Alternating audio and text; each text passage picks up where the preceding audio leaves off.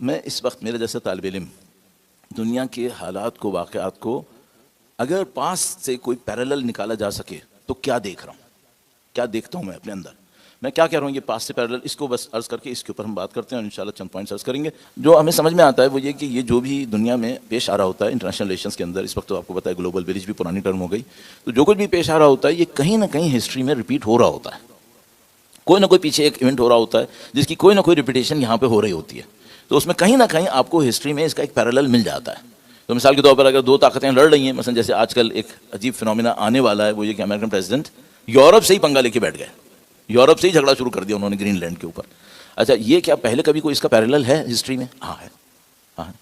اچھا خود یورپین ایک دوسرے سے لڑ رہے ہیں کیا؟ ہاں وہ بھی لڑ رہے ہیں، یوکرین کے اوپر یورپ ہی یورپ سے لڑ بھی رہا ہے. صحیح، اس کا پیرالل ہے دنیا کے اندر؟ ہاں ہے ہمارے پاس. اچھا ایشین کنٹریز میں سے کچھ ہیں جو یورپین اور امریکن کے اگینسٹ آ چکے ہیں طاقت کے اعتبار سے، چائنا ہے، یہ آیا اس کا پیرالل ہے؟ ہاں اس کا بھی پیرالل ہے. گلوبل اکانومی ریسیشنز کے اندر سے گزری ہے اور ابھی نہیں معلوم کہ ریسیشن سے پوری نکلی بھی ہے یا نہیں نکلی ہے، اس کا پیرالل ہے کوئی؟ ہاں اس کا بھی ہے.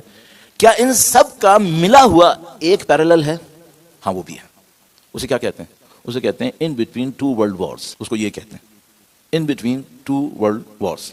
پہلی ورلڈ وار ختم ہوئی ہے 1919 کے قریب، دوسری ورلڈ وار شروع ہوئی ہے 1945 پر. اس بیچ میں دو تین شاکنگ ایکسپیرینس آئے ہیں جو شاکنگلی ٹھیک 100 سال کے بعد ریپیٹ ہو گئے. ان میں سے ایک کووڈ تھا، شاکنگلی ایگزیکٹلی 100 ایئرس کے بعد ریپیٹ ہوا ہے. یہ عجیب ہے. یہ اگر خدا نہ کرے یہ پیرالل چل گیا تو 1929 میں دنیا کی کیپٹلسٹ دنیا کا سب سے بڑا ریسیشن آیا تھا، جس کو آج تک دی گریٹ ڈپریشن آف 1929 تعبیر کیا جاتا ہے. اس میں 3-4 سال باقی. اس کے بعد ایک ورلڈ وار ہوئی تھی جس میں 8.5 کروڑ انسان مارے تھے. وہ 8.5 کروڑ انسان اس وقت کی دنیا کے 5% تھے، 4%. اگر آج وہ 4% مرنے ہوئے تو یہ بنیں گے 32 کروڑ لوگ، 320 ملین لوگ. کیا چیزیں ویسے ہی لگ رہی ہیں؟ یس ویسے ہی لگ رہی ہیں. بدقسمتی سے ہم لوگ آگاہ ہیں اس معاملے پہ؟ نہیں. ہم کہاں ہیں؟ ہم مگن ہیں. پچھلی دفعہ جب یہ سیکنڈ ورلڈ وار شروع ہوئی تھی تو دنیا کہاں تھی؟ دنیا مگن تھی جیسے ابھی مگن ہے. پھر جب ہوا تھا تو کیا ہوا تھا؟ 8 کروڑ بندے مرے تھے. اس وقت نیوکلیئرز اتنے زیادہ نہیں تھے، صرف 2 بم دھماکے ہوئے تھے نیوکلیئر. اس وقت اس زمانے کے کمپیریزن میں نیوکلیئرز 1:1000 پر ہیں. 1:1000 یعنی اگر اس زمانے میں 1 نیوکلیئر بم تھا تو اس وقت 1000 نیوکلیئر بم ہے، اور مور ڈیواسٹیٹنگ دین نیوکلیئر ویپن بہت ہیں. صحیح ہے. تو اگر ہم اس پیرل کو لے کے چلیں جو ابھی تک بدقسمتی سے قدم پہ قدم صحیح چل رہا ہے، تو ہم ایک ایسے دور کے اندر ہیں جو ٹرانزیشنل پیریڈ ہے. یہاں پہ کوئی دنیا شفٹ ہو رہی ہے. پچھلی دفعہ بھی یہی ہوا تھا، اس دفعہ بھی یہی ہو رہا ہے. دنیا شفٹ ہو رہی ہے. یعنی مثال کے طور پر آپ کو پتا ہے کہ بھائی ایک چیز، ایک بڑی راڈ ہوتی ہے تو اس میں ایک پوائنٹ ہوتا ہے جس کے اوپر راڈ بیلنس ہوتی ہے. تو وہ جو بیلنس ہوتا ہے، ایکویلیبرم جو ہوتا ہے، وہ آدھا ادھر آدھا ادھر کر دیتا ہے. گلوبل جو ریلیشن شپ ہوتے ہیں دنیا کے ریلیشن شپ کنٹریز کے اندر، وہ بھی ایک ایکویلیبرم کے اوپر جا کے فکس ہوتے ہیں، تب وہ چلتے ہیں. اچھا اگر ایسا ہو کہ ادھر پاور زیادہ ہے لیکن ویٹیج اتنا زیادہ نہیں ہے، اس کا مطلب ہے یہ راڈ یہ ڈس بیلنس میں آ گئی ہے. اس وقت کی دنیا کنفرم ڈس بیلنس کے اندر ہے، کنفرم ڈس بیلنس کے اندر ہے. اس کا مطلب کیا ہے؟ ایک بیلنسنگ ایکٹ ابھی باقی ہے. یہ بالکل ایسی ہے جیسے کسی ملک کا اسٹاک ایکسچینج ایک دم سے بیلون ہونے لگتا ہے، بیلون ہونے لگتا ہے، اور بیلون ہوتے ہوتے اس کی جو اسٹاک کی ورتھ ہوتی ہے اس کنٹری کی اکانومی کی ورتھ سے بہت اوپر چلی جاتی ہے. تو اس کی زبان میں ہم کیا کہتے ہیں؟ ہم سے کہتے ہیں کہ یہاں پہ ایک کریکشن ڈیو ہے. اس کا مطلب ہے اس اسٹاک نے بسٹ ہونا ہے، کیونکہ اس اسٹاک کی ویلیو ایسٹس کی ویلیو سے بھی اوپر چلی گئی ہے. صحیح ہے. اس وقت گلوبل اکانومی، گلوبل پالیٹکس ڈس بیلنس کے اندر بیٹھی ہوئی ہے. ایک کریکشن ڈیو ہے، کنفرم ڈیو. اب اس کریکشن میں کون پسے گا، کون بنے گا، کون بچے گا، یہ اللہ جانتا ہے. لیکن یہ مجھے معلوم ہے کہ دنیا میں پچھلی دفعوں میں جب بھی ایسی کوئی صورتحال آئی ہے، چاہے وہ پاورز کا ایکویلیبرم سے باہر نکلنا ہو تب، یا کسی ایک جگہ پاور کا ویکیوم کریٹ ہونا ہو تب، دونوں دفعہ. پاور کا ویکیوم کب کریٹ ہوتا ہے؟ ایک اسٹیبلش پاور ہوتی ہے، اچانک کولیپس کر جاتی ہے، جیسے آٹومن امپائر اچانک کولیپس کر گئی. تو پاور کا ویکیوم جب ہوتا ہے تب بھی بلڈ شیڈ ہوتا ہے، اور پاور کا ایکویلیبرم آؤٹ ہوتا ہے تب بھی بلڈ شیڈ ہوتا ہے. اس وقت ہم یہاں ہیں، اس وقت ہم یہاں ہیں. تو میں آپ کو گارنٹی سے کہہ رہا ہوں، یہ 2025 ہے، میں آپ کو گارنٹی سے کہہ رہا ہوں اگلے 10 سال میں زندہ رہا یا نہیں رہا اس کی تو میرے پاس کوئی گارنٹی، 10 منٹ کی بھی گارنٹی نہیں ہے. لیکن میں آپ کو بتا رہا ہوں 26 سے 35 تک آتے آتے قطعاً دنیا کی میٹیریل باؤنڈریز، کنٹریز کی باؤنڈریز یہ نہیں رہیں گی، یہ یقیناً چینج ہونی ہے. کیونکہ پاور کا ایکویلیبرم اس وقت آؤٹ ہے، بالکل آؤٹ ہے. اب اس کی ایک دو مثالیں میں اگر دینا بھی چاہوں تو آپ کی خدمت میں عرض کرتا ہوں. دیکھیے بہت جسے کہتے ہیں 2+2 4. آپ اس وقت جو ہے وہ دنیا میں جو بیٹھتے ہیں لوگ وہ security council of United nations کے اندر بیٹھتے ہیں. اس سیکورٹی کونسل کے اندر 5 پاورز کے پاس ویٹو ہے. 5 پاورز کے پاس ویٹو ہے. اس میں ایک چائنا ہے, امریکہ ہے, مثال کے طور پر رشیا ہے, اور کون کون سے ہیں ہمارے پاس؟ برٹین اور فرانس. صحیح ہے. اچھا میں آپ سے ایک بات پوچھتا ہوں, ایک اس میں چائنا ہے, صحیح ہے, یہ برٹین اور یہ چائنا, یہ دونوں برابر ہیں؟ چائنا اس وقت جس جگہ پر ہے برطانیہ اس کا پدی بھی نہیں ہے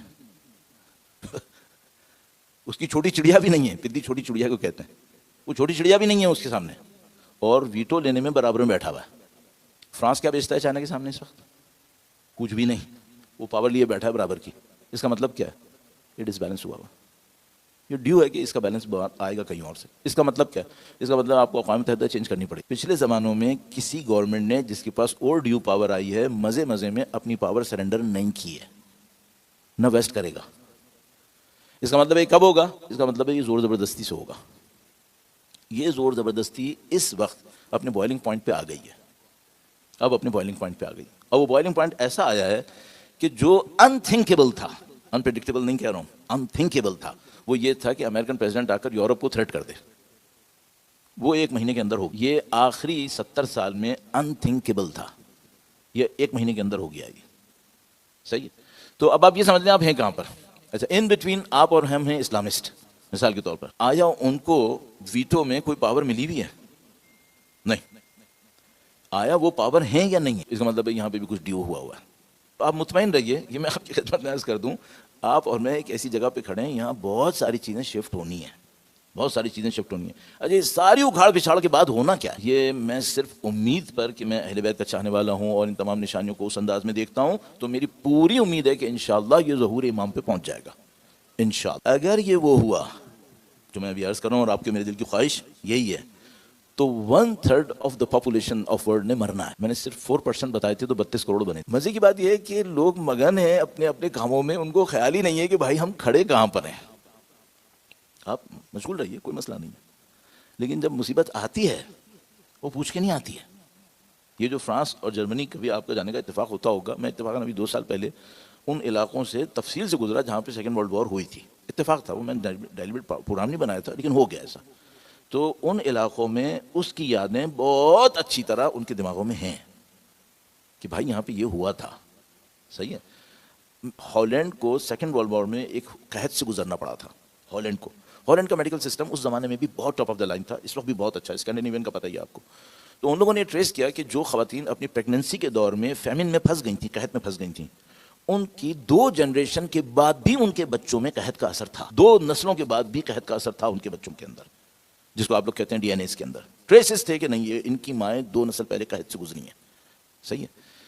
یہ جو ابھی ہم جس سے گزریں گے یہ اتنی آسانی سے ختم نہیں ہوگا, یہ اپنے ٹریسز چھوڑ کے جائے گا. صحیح ہے. اچھا اب آپ مجھ سے کہیں گے مولانا کرنا کیا ہے پھر؟ 1-2 باتیں کہوں گا. پہلی بات تو یہ کہ اگر آپ مانوی طور پہ مضبوط نہیں ہوئے, آپ کے بچنے کا, میرے بچنے کا کوئی امکان نہیں ہے. کیوں؟ کیونکہ ہم جن مصیبتوں سے گزریں گے اس کو سنبھالنا جسمانی طاقت کا کام ہے, وہ کام ہے روحانی طاقت کا.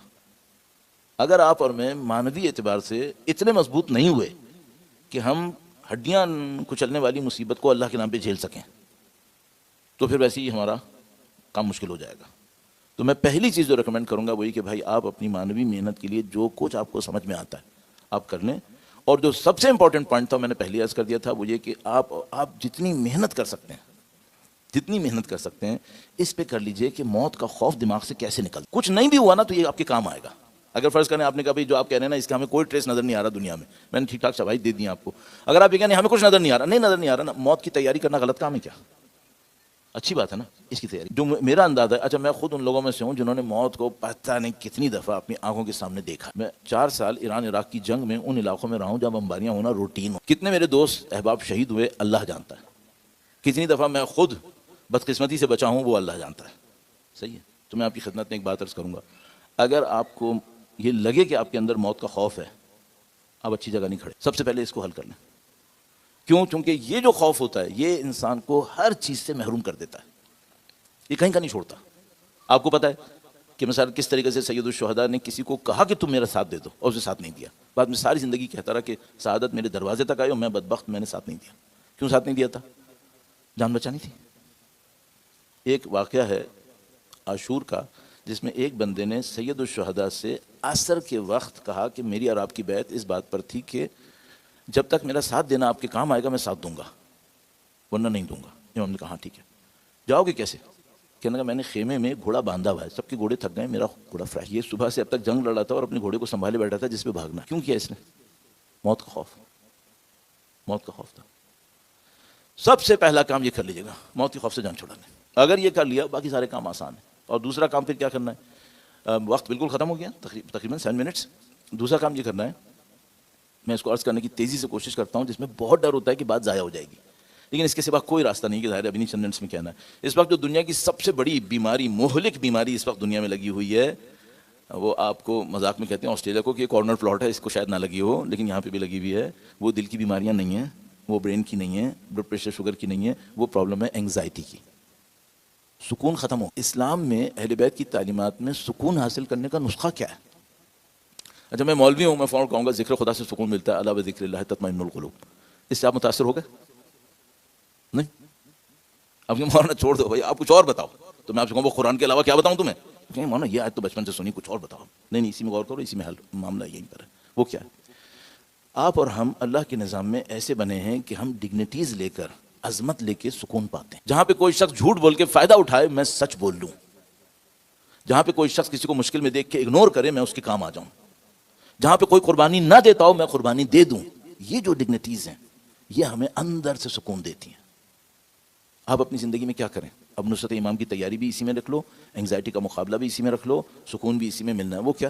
اپنے اندر کچھ ڈگنیٹیز خلق کریں. کوئی ایسی چیز ہو جو باعظمت ہو, کوئی ایسا کام ہو جو آپ کی اس اعلیٰ ظرف انسان کو سیٹسفائی. ہاں یہ کام میں نے وہ کیا ہے جو انسان میں بڑا انسان کر سکتا ہے, چھوٹا انسان نہیں کر سکتا.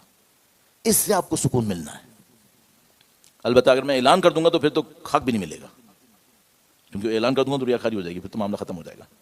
تو جیسے ہم لوگ اعلان کرتے ہیں نا بعض اوقات, مثلا میں آپ کو کوئی چیز بتاؤں گا, کہوں گا اللہ نے خاکسار کو یہ موقع دیا ہے, اس کا مطلب یہ خاکسار ہو چکا ہے, یہ واقعاً خاکسار ہو چکا ہے.